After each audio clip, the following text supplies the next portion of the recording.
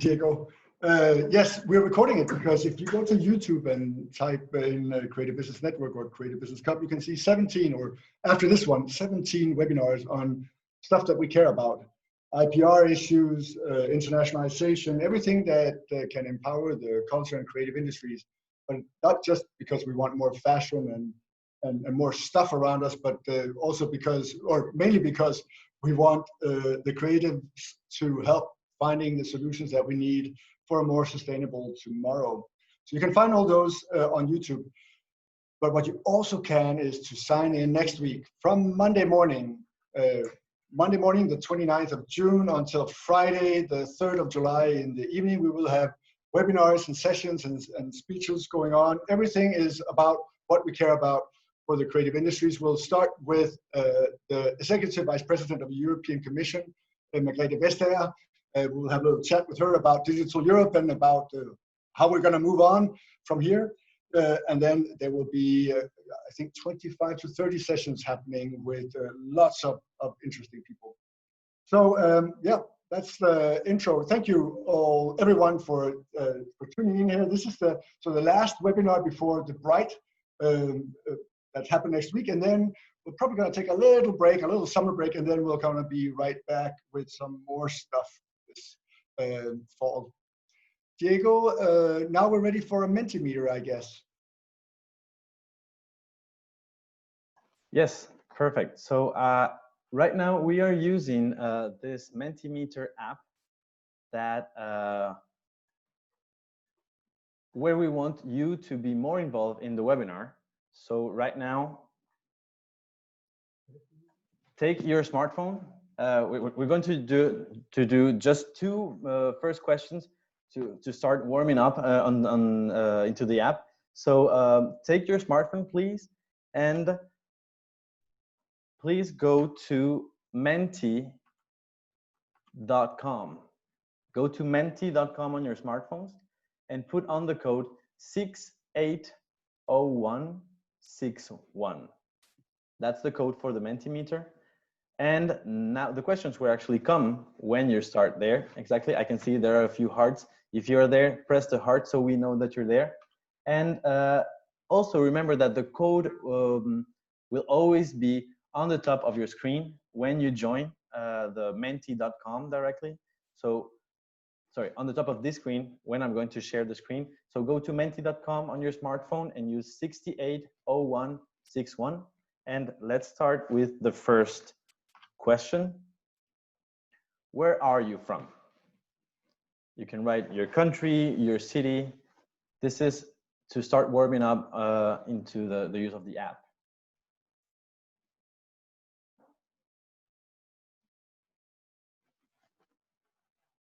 Great, perfect. We have one, all right. Great. So as we can see, there's a lot of different places where we're coming from. There's one from Mars. There's one from Mars, exactly. Good, perfect. Let's go to the next one.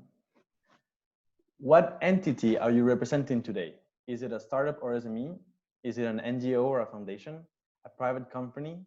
An international organization that could also be a regional organization, or other? What entity are you representing today? And you can see there that the dots are actually the people that are joining the different groups. So a lot of foundations, and perfect. Great, so this is actually how we're going to use Mentimeter. We're going to also have a few questions afterwards. And it's mainly the first part of our introduction to the webinar. I'm going to stop sharing my screen and go back to you, Rasmus. Thank you. We have a raised hand already, but if you that raise your hand have a question, please write it in the chat, and we'll get to it right after we've been through the presentations this afternoon. So we have three really interesting presentations and speakers and debaters this afternoon. Firstly, Isabelle Durand, who's a Belgian national and is the Deputy Secretary General of UNCTAD since 2017. Those of you who have followed Creative Business Network a bit, you know that there's been a lot of interest in the creative industries from UNCTAD's side. They have had seminars, etc., on this issue in Geneva. So we have had a good collaboration with UNCTAD, and I'm really happy to hear from Isabelle Durand, who is a former minister and senator of Belgium, and also a former vice president of the European Parliament.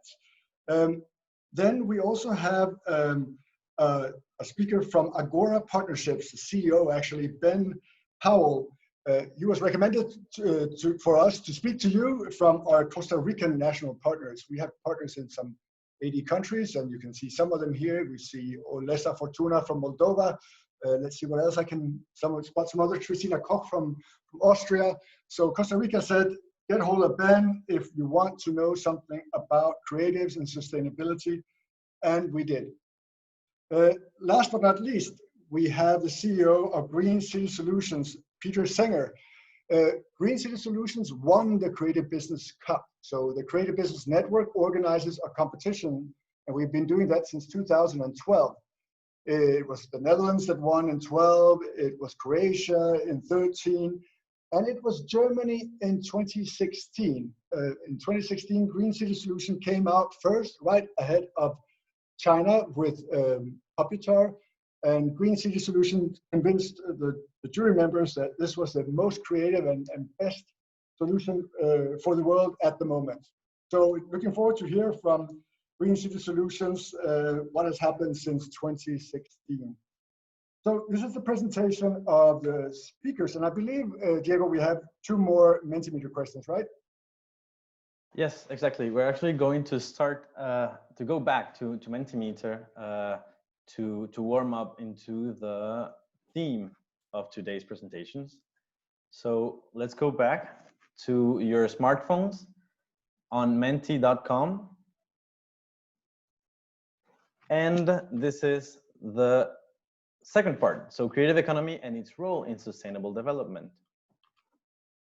Next question is, select the sector where you think creatives have more opportunities to be sustainable. Is it transport? Is it heating and isolation? Is it production of textiles? Is it waste disposal and recycling? Or is it production of food? From these 5, which one do you think creatives have more opportunities to be sustainable? Which ones do you think have more chances for startups? Great, perfect. It looks like food is, all right, on the top right now, production of food, followed by waste disposal and recycling. Great, so let's go to the next question. Rank the following sectors in terms of urgency. So before we asked, which one do you think the creative startups could actually be more, have more traction in, but now which ones are more urgent? You can select so in the different options that we have. So the first one is the most urgent of them all, the sector that really needs to have our attention right now. And the last one would be the one that we can wait a bit more. So which one would it be? Waste disposal and recycling is coming up first. Then production of textiles. Good. Let's wait a few more. Perfect. A few more seconds. So you have time to submit your answers. Now, again, production of food is one of the most urgent themes that apparently needs to be addressed right now. So this is actually pretty interesting, Rasmus, and I think our next speaker has a lot to say about that, I think. And it makes me think of great startups that we've had in CBC in the past. In 2014, we had a Chinese startup that wanted to convince the Chinese that they should eat potatoes instead of rice. So he had created some desserts made out of potatoes. And he was hoping to change the world because it would really make a big change if the Chinese started eating potatoes instead of rice. We also, when we look at waste, in 2014, we had Unverpackt from Germany that actually was a supermarket chain, or is a supermarket chain, where they don't have any packaging at all. You have to bring different containers to buy even the toothpaste. So we've seen startups in all these categories in the past. But now let's hear from Isabelle Durand, the Deputy Secretary General of UNCTAD. How are you, what is UNCTAD doing in the field of making the creatives help with a sustainable development? And you need to unmute yourself, Isabelle. I'm not sure if I can do it. I can try. I did. No, it's okay. It's okay. So first of all, good afternoon to all of you, afternoon in Belgium. And just a few words about creative economy and how UNCTAD is really working on it. So first of all, we have to know that creative economy has been thriving up to the outbreak of the current pandemic. That's a fact. And the global market for creative goods more than doubled from $208 billion in 2002 to $509 billion in 2015. And in 2017, creative goods accounted for 4% global merchandise trade. So it's a big amount, and sometimes the government are not realizing that it's so important as a contributor to the GDP and all the economic activity. Of course, design, fashion, films are the main components of this trade. The size of the creative economy is too much larger when you include creative services, for instance, developing IT application, video games in streaming and in streaming services or things like that. And yet we are still in the process of finding ways to measure their contribution. It's not easy to economically measure that, but we are working on that. And this already points to one of the challenges of the creative economy: understanding, measuring, and valuing what it is. For an economic organization as us, it's of course important. The creative economy is an evolving concept at the interplay between creativity and ideas and intellectual property, knowledge, and technology. That's really something which is a little bit all of these issues. The creative process is one of co-creation, ideas, techniques, skills, and products that are refined and tested with audiences and against history. Creativity is a living process, and one that is a co-production of place and identity, local histories, and peoples. That's also important. It's not only an economic figure. So we cannot reduce it to culture and economy or to the marketization of culture, which is a very, very small part and maybe not the most interesting. Rather, it is at the interplay of economic production, cultural value, systems, and sustainability. And at the heart of the creative economy are the creative industries.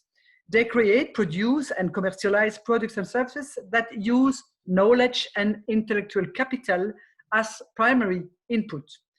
We know that cultural and creative industries are job and knowledge intensive sectors, and we have seen that with the pandemic how important it is. With 29.5 million jobs worldwide, this industry employs more or less 1% of the global population. That's a lot. And there is a broad range of creative professions.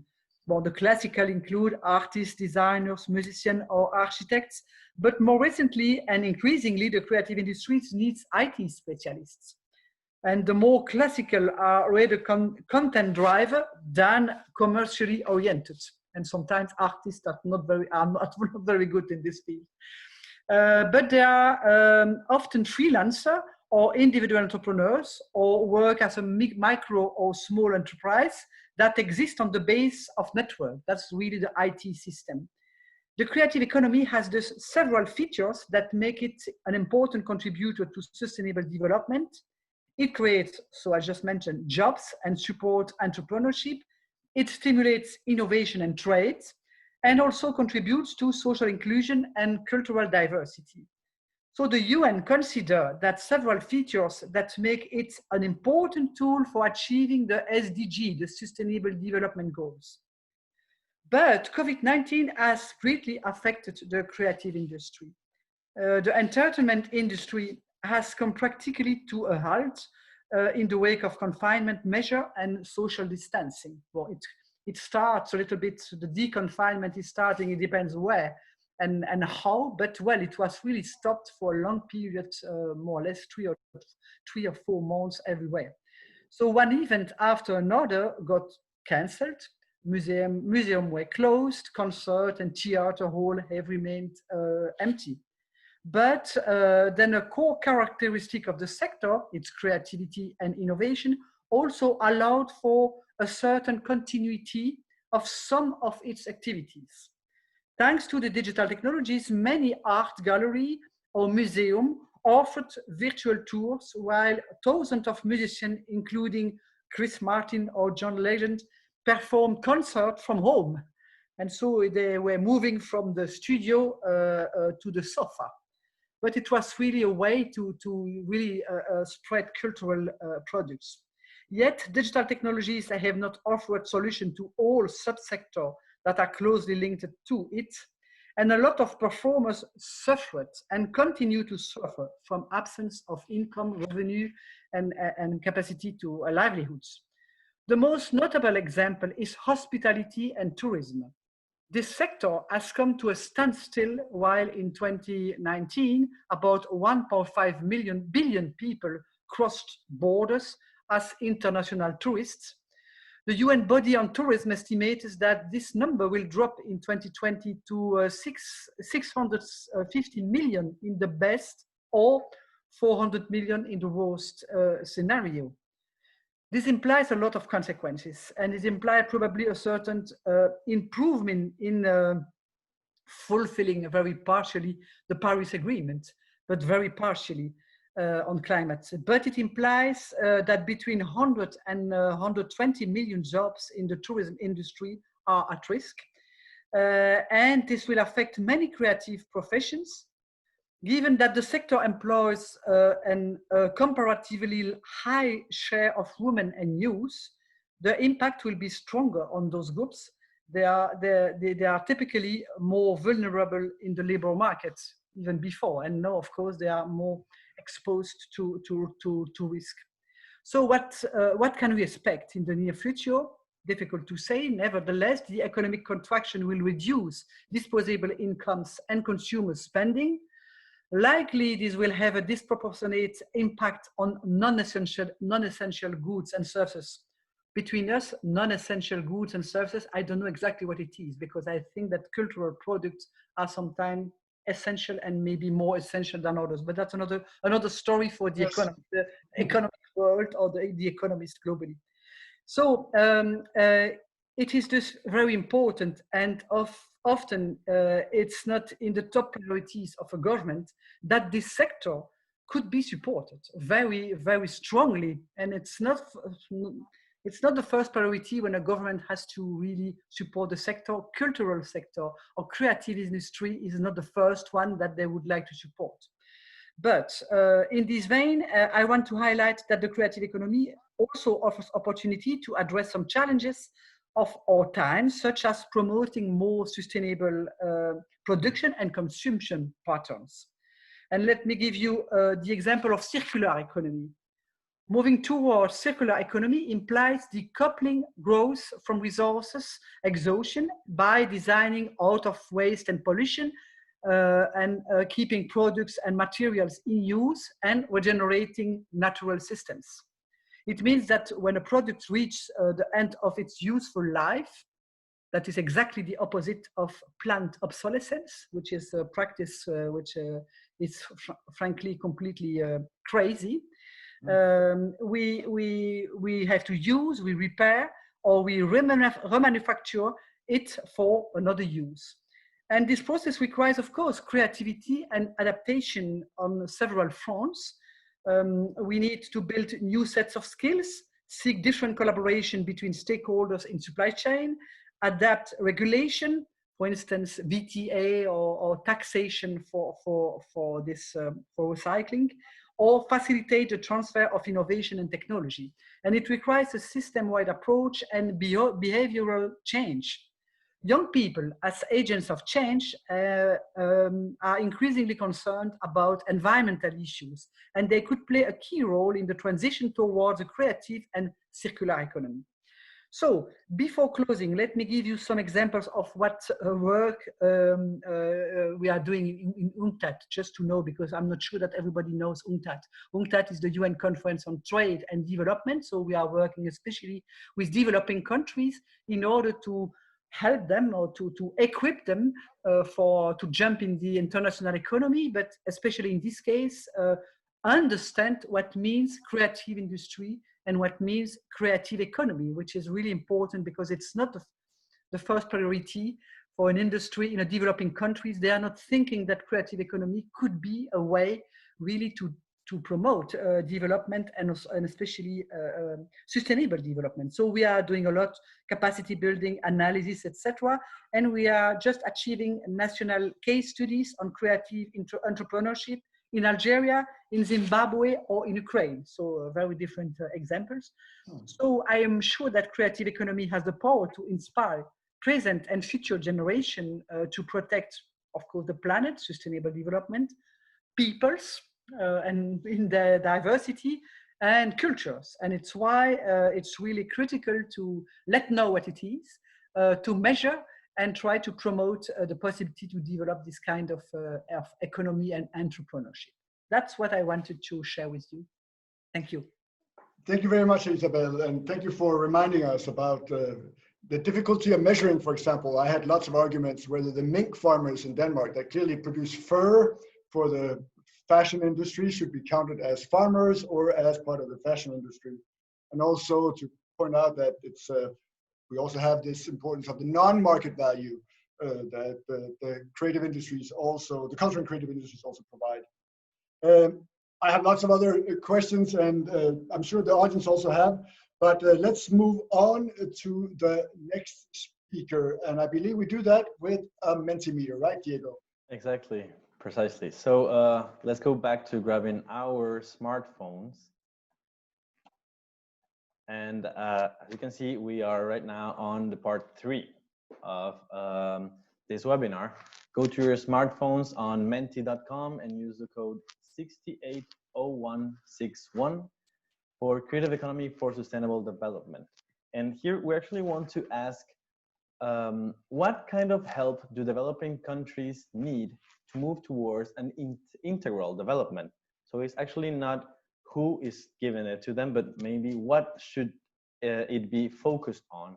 So we have four possible opportunities there, possible types of help, and I cannot see them anymore in my screen, but I can see that the investment in sustainable solutions is the one that has the most votes. You can also select transfer of technology or knowledge, shifts in consumption, and quality of life, and investment in infrastructure. So right now we're mainly focusing on investment in sustainable solutions. This actually, of course, has to do a lot with what we do here in Creative Business Network, right, Rasmus? With everything related to innovation and how it can merge together. So let's go into the last question of the day. Would you like your local authorities to invest in sustainable solutions?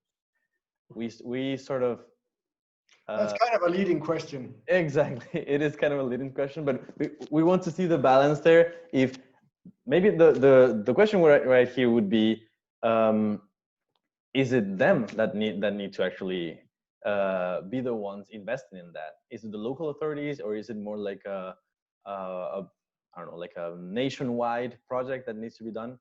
But I'm sure our next two speakers will have a great input into these two questions that we had already. Exactly. And I think this points very much towards, we shouldn't maybe ask so much what we can do for the cultural and creative industries, but really ask what can the cultural and creative industries do for the world, for sustainability, or as we've seen with the WHO, also a UN agency on public health. So I think we have some good examples here with Agora partnerships and later with Green City Solutions. But Ben, now the microphone and the Zoom is yours. Thank you very much. It's great to be here. I'm calling in from the great state of Maine in the northeastern United States. where I have fled after being in DC for a very long time, which is where I live. And that actually brings me to, I think, something I want to just say on the get-go here, which is that as we think about the creative economy and the future of sustainability on this planet, we have to really recognize and just state very clearly this incredible moment that we're all living in right now. We have, 4 huge crises going on in the world. We have a health crisis, we have an economic crisis, we have a climate crisis, and we have a crisis, I would say, of political leadership. Unfortunately, we have, in general, terrible leadership across much of the world right now, which is exacerbating inequality and division. And it's also making it difficult for us to be actually having the conversations that we should be having. So we've lost a number of years talking about silly nonsense that's divisive, instead of actually talking about how we course correct our economy in order to achieve the Sustainable Development Goals. And literally, I was with my children at a church in Washington, D.C. 3 hours before, government troops came in to gas protesters. So it is a remarkable moment that we're living in. And I should say also a moment of real reckoning around the racial injustice that we have seen in the United States, but frankly that we see all over the world. It's not unique to the United States, although certain aspects of it maybe are. So in that context, where do we go, and who's going to help us, and who's going to save us, and what do we need? And I am a huge believer in the power of entrepreneurial solutions to our various challenges. And I think now more than ever, we need to be finding ways of empowering entrepreneurs who have ideas that will make the world better. And these are typically ideas that involve businesses that are sustainable, that can grow, that add value to all of their stakeholders, and that are actually measuring their impact, if possible. And Ben, sorry for interrupting. You didn't spend much time on actually presenting Agora partnerships, but where are you mainly doing this? Sure, thank you. So I run an organization called Agora Partnerships, and we are a business accelerator for entrepreneurs who are addressing the UN Sustainable Development Goals. We have been operating for 15 years. We started in Nicaragua, which is the second poorest country in the Western Hemisphere. And now we have entrepreneurs in 21 countries all throughout Latin America and the Caribbean. And we are a nonprofit. Our focus is sustainable development, and we believe that the solution is getting knowledge networks and capital to entrepreneurs who have potential to grow businesses that can really make a dent. So that is what we do. We run entrepreneurship programs. We help investors invest in small and growing businesses, and we help to strengthen local entrepreneurial ecosystems, which is absolutely fundamental if you want to create the system change that we need.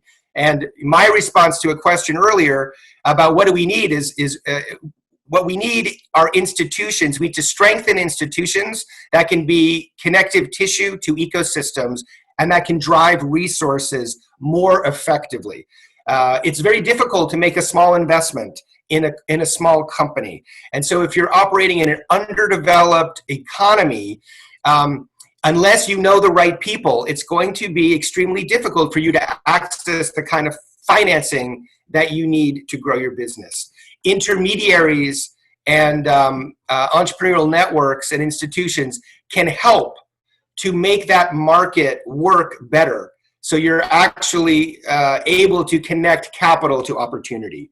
And that as a big picture challenge is huge. I suppose it's difficult for both sides, for the entrepreneurs, but it's also difficult if I had $1 million, which I don't, then to find these micro investments, many of them are. Absolutely. It's extremely difficult for investors, and it costs the same amount in terms of time and money to diligence and invest in $100,000 deal as it does in a $10 million deal. So as a result, most investors don't want to take the risk. And so there's a huge liquidity gap for startups and also for companies in that early growth stage. And especially if you're not in technology, it's very difficult if you're trying to shift, let's say, to a more sustainable agriculture. It's very difficult to find that kind of financing. It's possible, but it's difficult. And that's where intermediaries can help make that market. Exactly. So we operate throughout Latin America, and we judge our success based on the impact of the entrepreneurs. And collectively, they've impacted about 6 million lives throughout Latin America, which we're really, really proud of. But right now, they're in a huge crisis. About 45% of the global economy is small and growing businesses, SMEs. They're an absolutely fundamental part of any economy. And it's also where middle class can be born and where people can become, stakeholders in their societies. And they are now, facing an existential crisis. And this is really concerning for everybody. I do think that this moment that we're in right now is one where it's almost like a reset.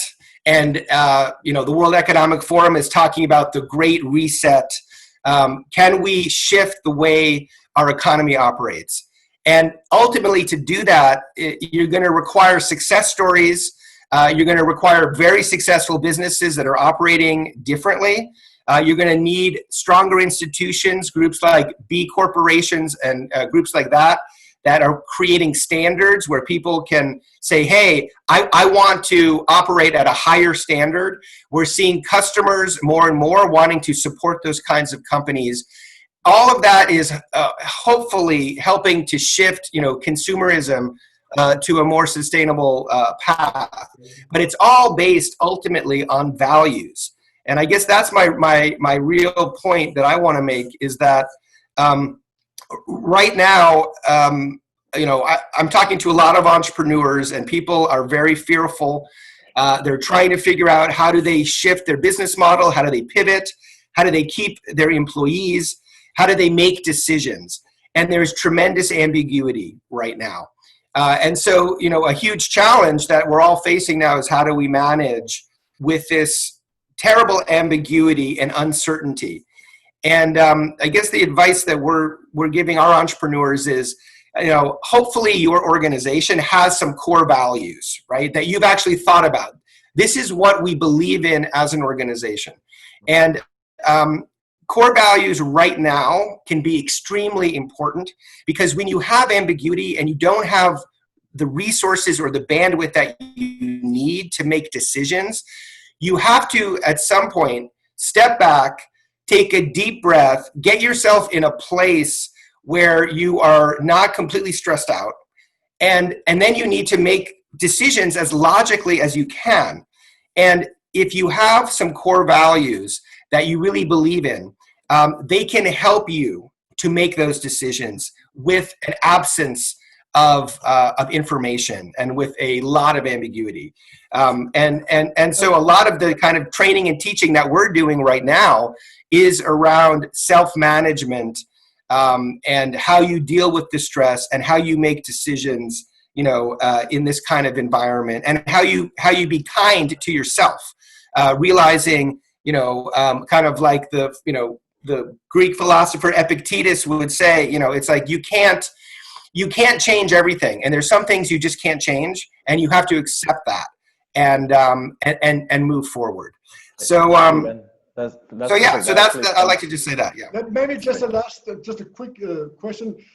Have you heard about the UN 2021, the Creative Economy for Sustainable Development, before we actually called you? No, I have not. The UN is a huge and complex beast that I don't pretend to completely understand. But I actually worked, did a lot of research in college on UNCTAD, so it's wonderful to see Isabel here. No, But I did not know about that. No. Of course, at the Creative Business Network, we're really happy that Indonesia and a couple of other countries promoted this agenda.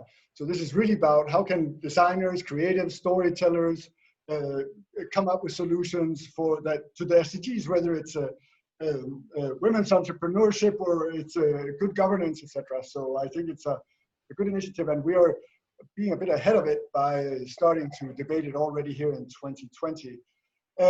Thank you. Absolutely. Well, these are the groups that have to be empowered. These are the groups that are going to create the narratives that are going to frame development for the future. So it's a absolutely essential group with a lot of responsibility, frankly, on their hands right now. Because also many of them many creatives, they are able to use some tools where they can get in under the skin and into the hearts of people, and that is the way to change behavior. And if you want to change behavior, that's the way you should go.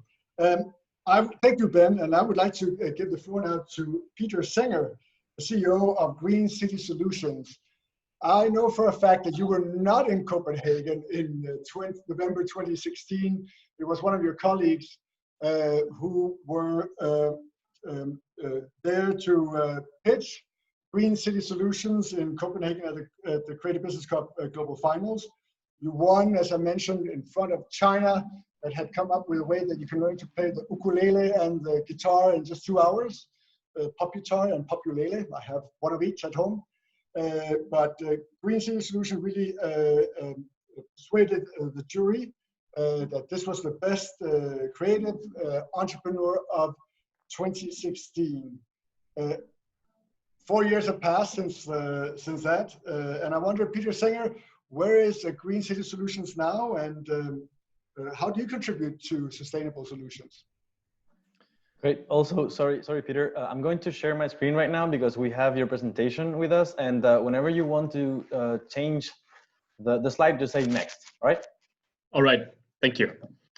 Okay. So first of all, I want to say hi into the group. So thanks for letting me chance to say something about our growth within the 4 years. As you mentioned it, 2016, we won the Creative Business Award and challenge. Then since that, many things happened, so you can click. But before I want to talk about the things which happened in this time, I want to give you just a short overview what we are doing, that you can understand that it suits to the sustainability things and environment and all the topics we might know that are really important, especially in the times right now.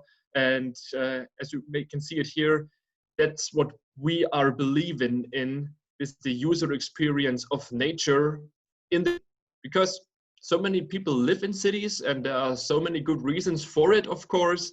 But what we are missing more and more is the attention and the connection to nature. And our passion is to bring piece of that back to the people in the cities. And click.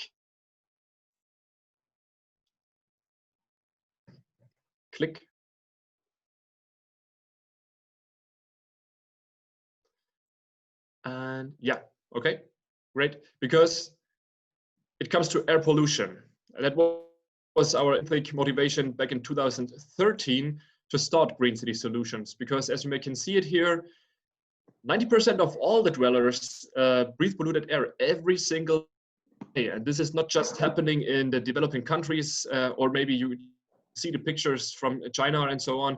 No, it's technically in every metropolitan city, because the balance of input and uptake of emissions is out of balance. It's not under control anymore. And therefore, air pollution is a worldwide global problem, which is causing deaths and, of course, also economic problems, losses, which you can see here in the numbers of 7 million and 600 million. And this is something we thought there has to be something against it, because we try to clean our water, we recycle our waste, we try everything to be more sustainable, but the air, it's the thing we are breathing and consuming the most, is worse, or sometimes also worst. And therefore, click, we tried to find a solution, and we went, you have seen the picture to nature, and we found our superhero, especially moss cultures, because they have really, really interesting effects coming from their evolutionary story. Round about 500 million years, they developed themselves, and we are using that fantastic characteristics like reducing fine dust up to 80%. So click. This is the basis what we are doing, and we tried to find a way to commercialize this good idea, because you know many things from nature are good for us, but the big problem often is that you create something sustainable and also economically suitable. And therefore, we combine these plants with IoT, so Internet of Things technology, enables us many, many interesting things, and we use these sensors and actors to understand more about this moss cultures and to improve the performance levels of these little small green organisms, because they are not really familiar with the cities itself. And we bring them there, we stress them out as much as we can to clean up our dirt, and the technology behind helps mosses to survive and getting better and better, and us to understand more about this organism, understand more about cities itself, about the complexity of air pollution and how we can abate it in the future. Click. I try to hurry up a bit, but these are the mosses under the microscope that you get a deeper insight on what is happening. So the fine dust is coming to these moss leaves. It's kept there in a microstatic effect, and adding water to that, the mosses take it up, they suck it in, they digest it, and the fine dust, these harmful particles, are out of the system. And this is something. Peter, you're not just throwing moss around in the city. That's correct. So that brings us to the next picture. So click. This is my co-founder, Liang Wu. This is something up front.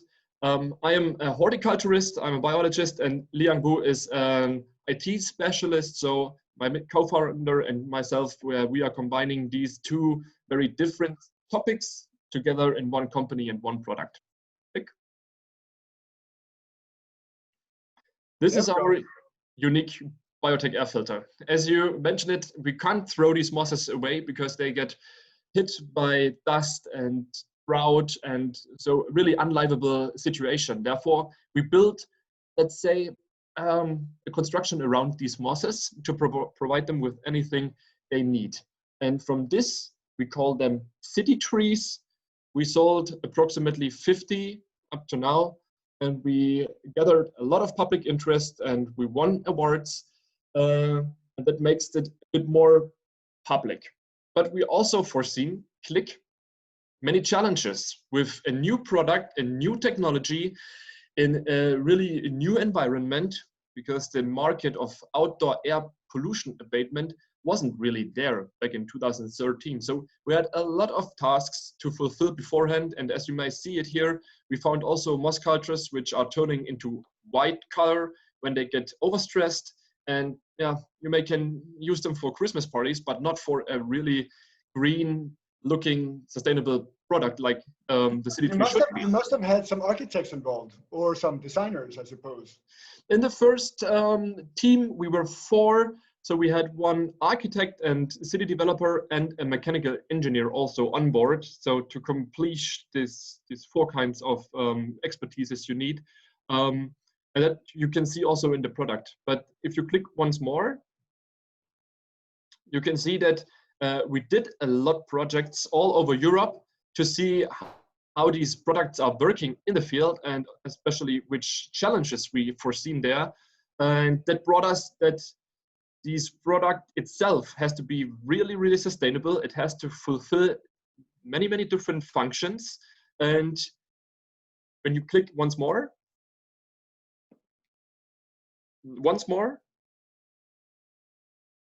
then you see that we turned the city tree from 2016-17 into a really new product in 2020. And that was in March, where you see a wooden product.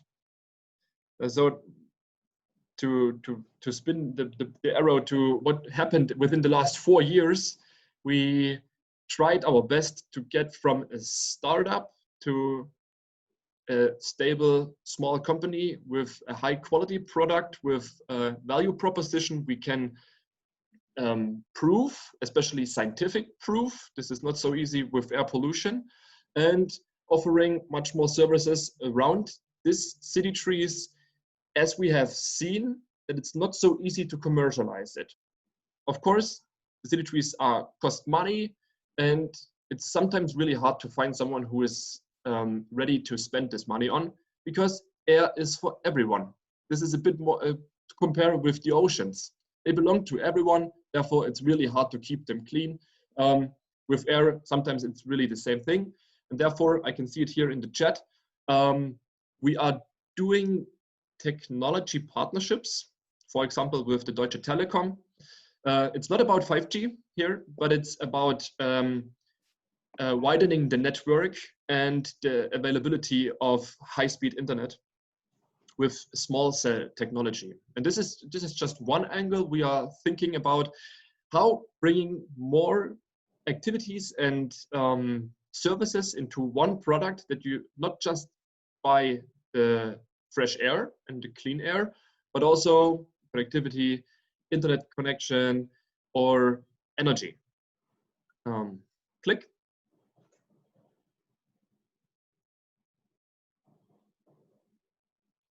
That's another angle. So we did right before the Corona pandemic locked down everything. That was the 12th of March. We had really luck that it was more or less the last big event in Berlin. We had 200 people there, and we celebrated a big party for the launch of the new city tree to bring that to the public. They look rather large. What does a unit like that cost? And I would suppose your main customers are public entities, cities and regions, and owners of public space.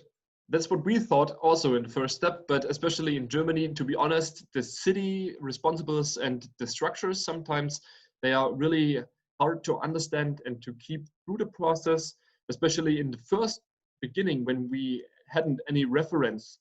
It was really hard to convince them that they should believe in a new technology, in a new market, and therefore we try to make private-public partnerships on the long run, to find someone who is able to finance it and someone who has the spots, so the locations. Mm-hmm. There are the communities, of course, and the cities.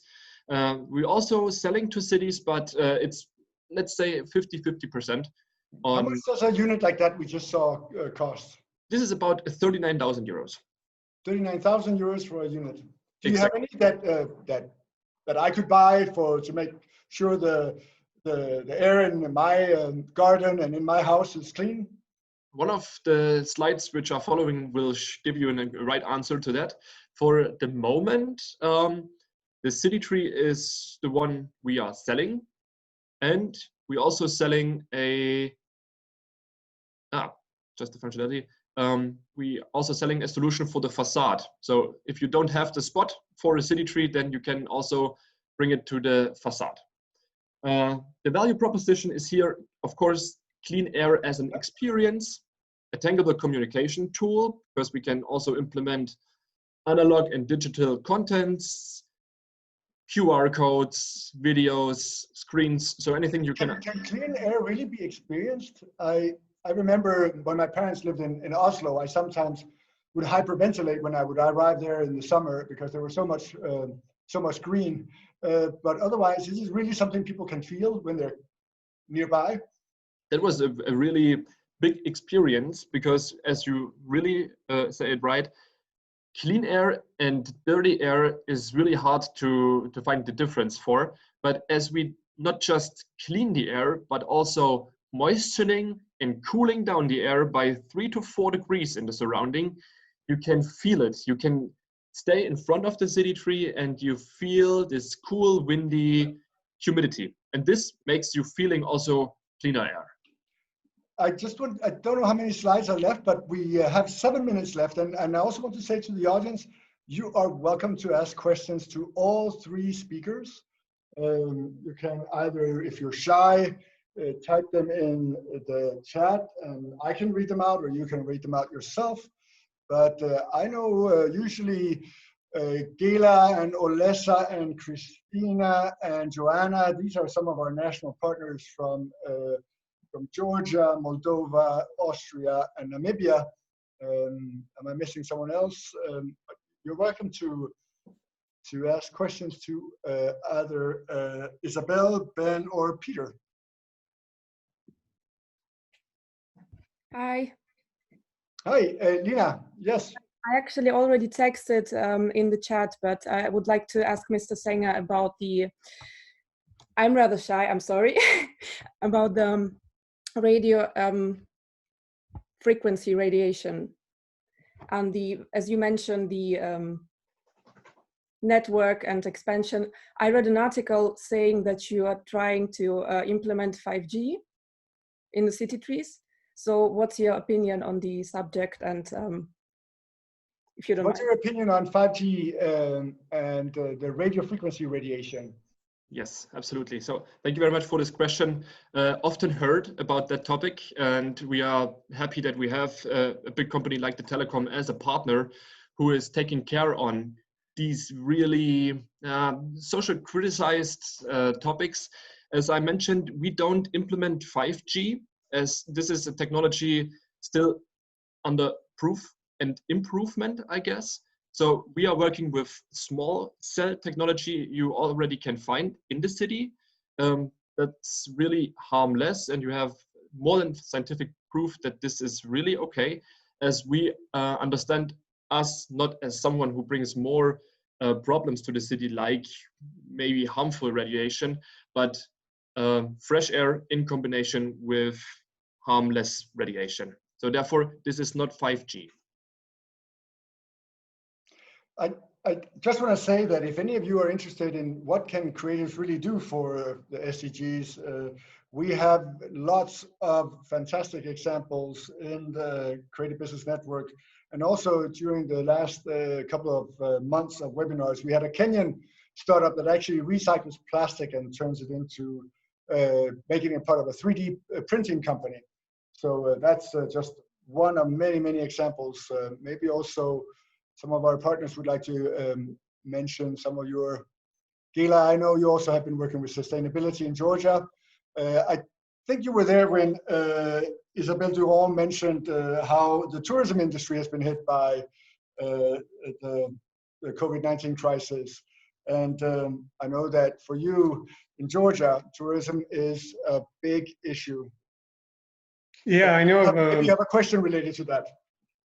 Actually, I'm very, we have a person who is present here who represents a very well-known organization in the Caucasus dealing with the sustainable solutions. So it's very interesting. I want to thank all three speakers, and maybe we'll try to implement some of the solutions that we saw today or we heard today.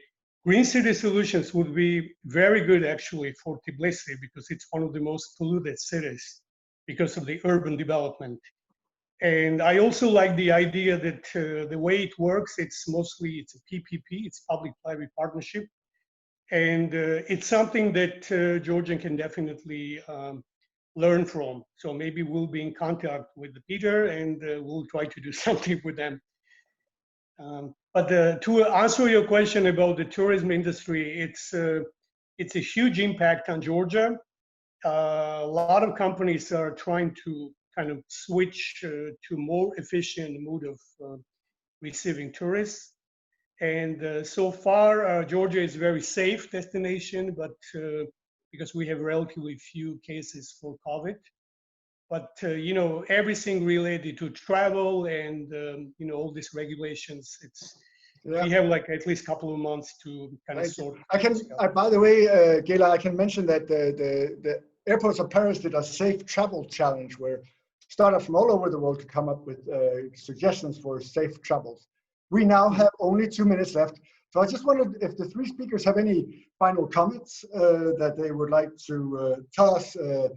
Isabelle, Ben, and Peter, any takeaways that we should note down we can't all live in the mountains of Colorado and enjoy fresh air and a great view. And any takeaways from you, Isabel? Yeah, we need to unmute you here. There we go. No, there we go. Yeah. Wait a minute. You need to unmute yourself, I think. Sorry, it's okay? Yes. Yes. Yes, just to react, and of course I welcome this new trees. But I think that sometimes, well, even if in the case that was presented, it appeared that the local authorities or the local government are a little bit reluctant to jump in this kind of this specific technology. I think that we have to be aware to keep a balanced approach. Technology can help us, and that's one case. But I think that we have also, and I think that COVID-19 changed a lot in the cities. Mobility change everywhere, well, especially in developed countries.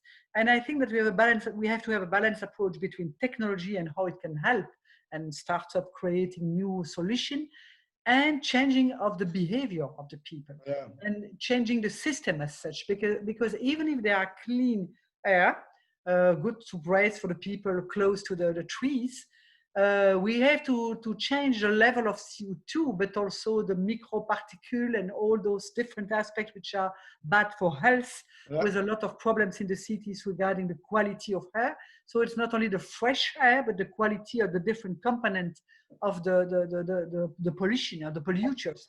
So it means that we have to decrease the number of cars. We have to promote bicycle, pedestrian, etc., etc. And work from home. And work from home, absolutely. I think that is a very interesting experience, and it did a lot.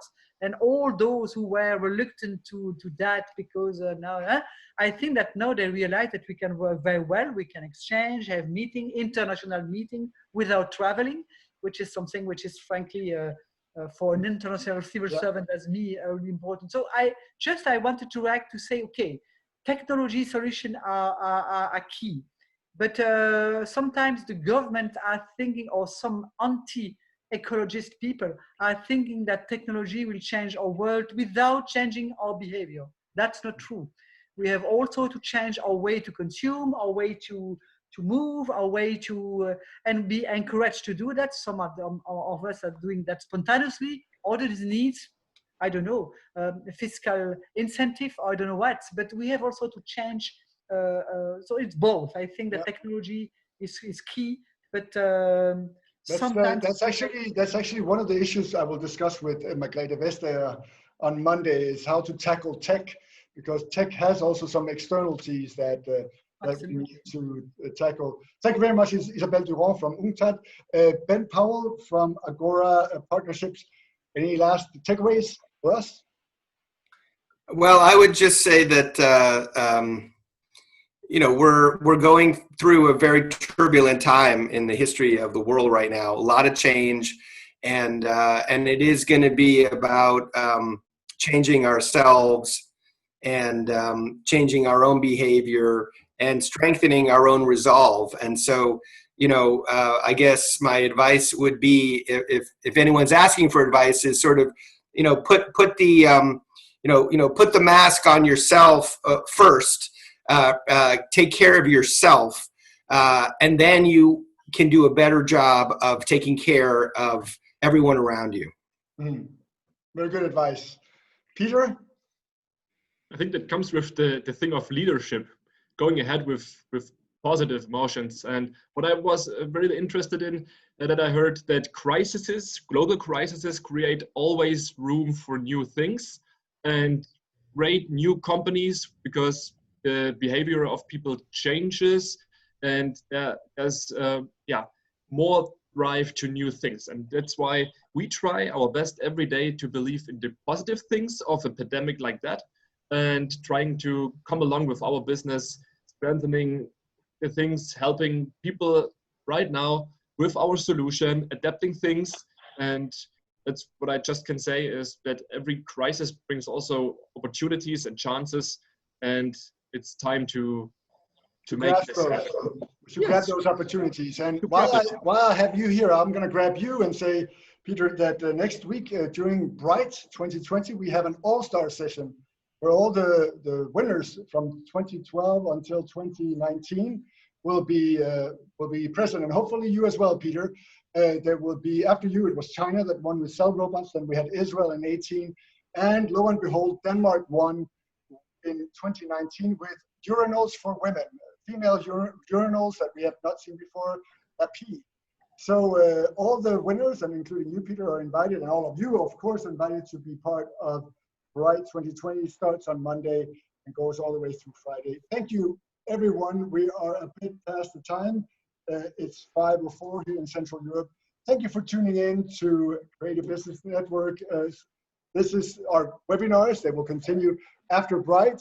Thank you to Isabel, to Peter, and to Ben, and to all of you, and hope to stay in touch with you very soon. Thank you. Thank you all. Thank you so much. Bye. Goodbye.